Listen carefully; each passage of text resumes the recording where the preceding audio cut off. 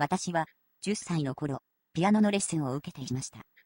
その時、私は生涯忘れることのできない心の傷を負いました。ピアノの先生は、最初のレッスンの時から、私を性的に虐待し始めたのです。虐待は5年間に及びました。毎週のように、先生は、私の前でマスターベーションをしました。男性器に触るよう、強要されたこともありました。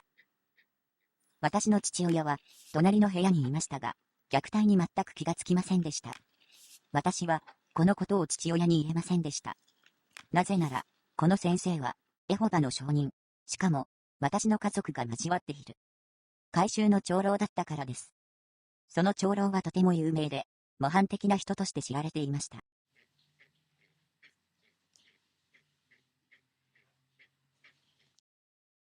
C'était une étape obligatoire. Oui, tout à fait. J'avais pas le choix d'être face à face à lui. Alors, évidemment, j'étais seule comme femme, hein? Oui, bien sûr. Assise sur ma petite chaise et j'avais mon abuseur très proche de moi à la table.